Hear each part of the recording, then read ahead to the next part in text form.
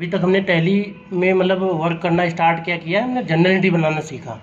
General entry कैसे बनाते हैं, ठीक है, अकाउंट्स क्या होते हैं, ग्रुप्स क्या होते हैं, लेजर क्या होता है, बैलेंस शीट क्या होता है, ट्रायल बैलेंस, यानी थ्योरी पोर्शन हम लोगों ने रेडी किया। अब हम थोड़ा सा मूव करेंगे प्रैक्टिकल क्लास की तरफ। किस तरफ? प्रैक्टिकल, यानी वो जो चीज़ हमने रॉ मटेरियल तैयार किया है लेजर अपनी बुक्स पर, उसको हम कंप्यूटर पर कैसे वर्क करेंगे। ठीक है, तो आज हम लोग सीखेंगे कंपनी में, अपनी टैली सॉफ्टवेयर में कंपनी बनाना, कि कंपनी को कैसे बनाएंगे, कंपनी को कैसे डिलीट करेंगे, कंपनी को कैसे हम एडिट करेंगे। ठीक है, ये टैली सॉफ्टवेयर आपके हर सिस्टम में मिलेगा। ये यहाँ पर हमारे पड़ा था, हमने उसको ओपन किया।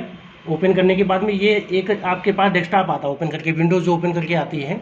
अब इसमें आपको ध्यान से देखने की ज़रूरत है सभी को, कि पहला ऑप्शन जो है क्या लिखा है, एक्टिवेट योर लाइसेंस। क्या लिखा है? Activate your licence.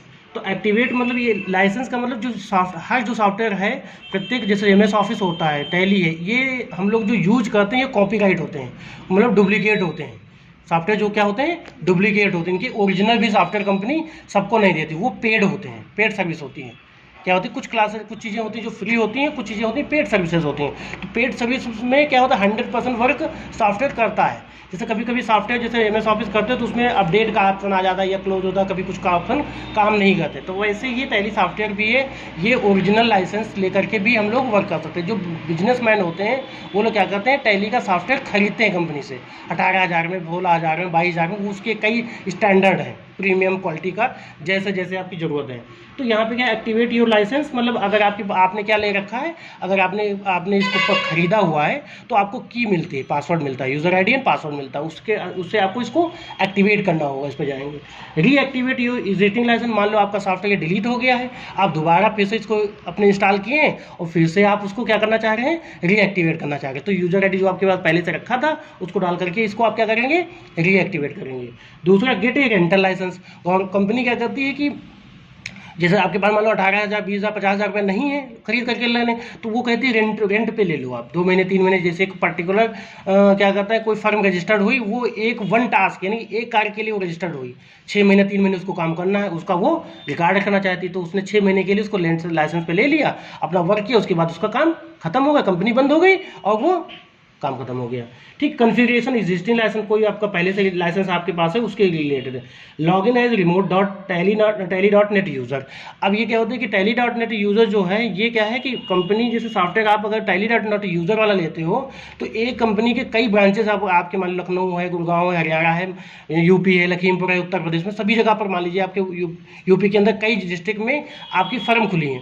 उन सभी फर्मों का डेटा आप एक सिस्टम में रखना चाहते हो या एक जगह से मतलब हैंडल करना चाहते हो कि सभी जगह क्या माल बिका, क्या खरीदा गया, कितना क्या है, स्टॉक मैनेज करना चाहते हैं। तो हम tally.net यूज़र का हम कंपनी से लाइसेंस लेते हैं, उस पर वर्क करते हैं, जिससे वो सभी कंपनी सॉफ्टवेयर सभी जगह होगा, लेकिन आप वहाँ का सभी जगह के सॉफ्टवेयर को आप अपने यहाँ पर भी कंट्रोल कर सकोगे। ठीक है, समझ गए। वर्क इन एजुकेशनल, ये मेन पॉइंट है, हम लोग इसी पे काम करेंगे। हम लोग किस पे काम करेंगे, वर्क इन एजुकेशनल मोड पर, इस पे हम लोग वर्क करेंगे।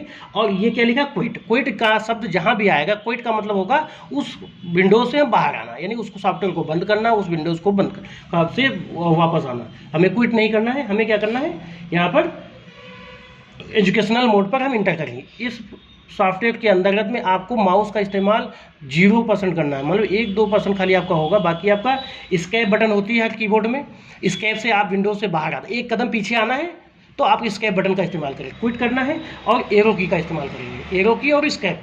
ठीक है, जैसे हमने एरो की से ही इसको किया, अब इंटर कर देंगे हम।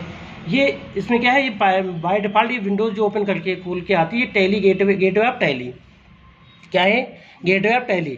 अगर यहाँ पे हमारे पास हमने पहली क्लास में हमने कंपनी बना रखी थी GSIT इंस्टीट्यूट के नाम से, ठीक है, तो GSIT इंस्टीट्यूट के नाम से बना रखी थी, तो यहाँ पर शो हो रहे थे। अगर आपका नया कंपनी है, नया सॉफ्टवेयर है, तो यहाँ पे ब्लैंक दिखाई पड़ेगा और ये गेटवे ऑफ टैली नहीं आएगा, कंपनी इन्फॉर्मेशन आएगा। क्या आएगा, कंपनी इन्फॉर्मेशन का डायलॉग बॉक्स खुलेगा।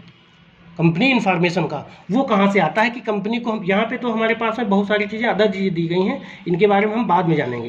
पहले हम कंपनी इन्फॉर्मेशन के बारे में जानेंगे कि कंपनी को कैसे बनाना है, कैसे डिलीट करना है, कैसे एडिट करना है। एडिट करना मतलब कोई सुधार करना, कोई कंपनी जो बनाई उसके नाम में, मोबाइल नंबर में, ईमेल एड्रेस में हमें कोई कन्फ्यूजन है तो हम Alt F3 करेंगे। क्या करेंगे हम? Alt F3 करेंगे। जैसे Alt F3 करेंगे तो कंपनी इन्फॉर्मेशन आ गया। क्या आ गया? तो यहाँ पे कंपनी से रिलेटेड किसी कोई मतलब यहाँ पे कई आपके विंडोज़ में कई कंपनियाँ खुला है, मान लो कोई दूसरे ने खोल रखा है तो उनको बंद करना है, अपनी खोलना है या अपनी डिलीट करना है, अपनी दूसरे की ओपन करना है, जैसे जो कुछ भी करना है, यानी कंपनी से रिलेटेड यहाँ पर आपको ऑप्शन मिलेगा। इसकी शॉर्टकट की क्या बताई हमने? Alt F3। क्या बताइए? Alt F3। Alt F3 में पहला ऑप्शन देखो क्या है, सिलेक्ट कंपनी का ऑप्शन है। तो यहाँ पर हमारे पास पहली बात यहाँ सिलेक्टेड है कंपनी, ठीक है।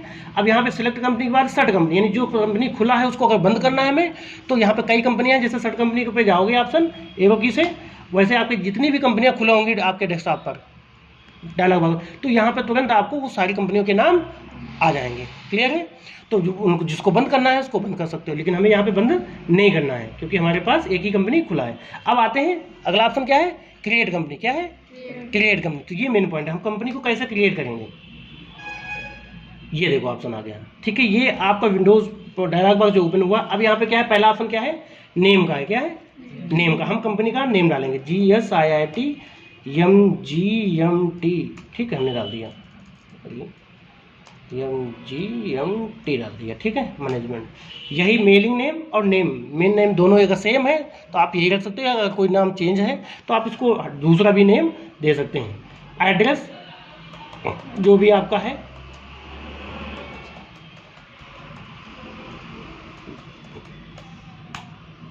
इंडिया, स्टेट, यूपी, देखो ऑप्शन ऑटोमेटिक इधर आते रहेंगे। लिख भी सकते हैं, हाँ लिख भी, जैसे लिखोगे वो ऑटोमेटिक आ जाएगा, लिखेंगे तो वैसे उधर ऑटोमेटिक विंडो ओपन हो जाती है। पिन कोड 262701, ठीक है। Contact number, phone number, mobile number 8808 142214, ठीक है। इंटर कर दिया। फैक्स नंबर रखा है। ईमेल ID GSIITIindia@gmail.com, ठीक है। ये यहाँ पर ऑप्शन आएंगे। अब यहाँ पे पॉइंट ध्यान देने योग्य है, ध्यान देने बात ये है कि financial year beginning, financial year कब से आपको स्टार्ट होता है। फाइनेंशियल ईयर के बारे में हमने क्लास में बात किया, कब से कब तक होता है, 1 अप्रैल से 31 मार्च होता नहीं होता। यानी कि जो भी बिजनेस आपका कब स्टार्ट होता है इससे मतलब नहीं, लेकिन जिस फाइनेंशियल ईयर में स्टार्ट करते हैं। अभी जो फाइनेंशियल ईयर चल रहा था वो लास्ट क्या था, 1 अप्रैल से 22 था। अब यहाँ पे चेंज हो गया, अब 1 अप्रैल 23 आ गए ना, तो अब 1 अप्रैल से 23 से हमारा ये फाइनेंशियल ईयर स्टार्ट हो गया है, ठीक। अब जो भी स्टेट में बिजनेस स्टार्ट होगा तो वो फाइनेंशियल यही रहेगा, books beginning from. Books beginning from का मतलब ये होता है क्योंकि कोई जरूरी नहीं फाइनेंशियल ईयर 1 अप्रैल 2023 से लेकर के अब अगला अप्रैल कौन होगा, 31 मार्च 2024 आएगा। तो इस बीच में आप किसी भी महीने में बिजनेस कोई स्टार्ट कर सकते, कोई जरूरी नहीं अप्रैल महीने में स्टार्ट करो या 31 मार्च के बाद स्टार्ट करो, बीच में स्टार्ट कर सकते हो। यानी जिस डेट में बिजनेस आप स्टार्ट करते हो, ये जनवरी है, फरवरी है, अप्रैल है, मई है, जून है, वो डेट यहाँ पे पड़ती है। लेकिन आपको ये एजुकेशनल मोड है यहाँ पे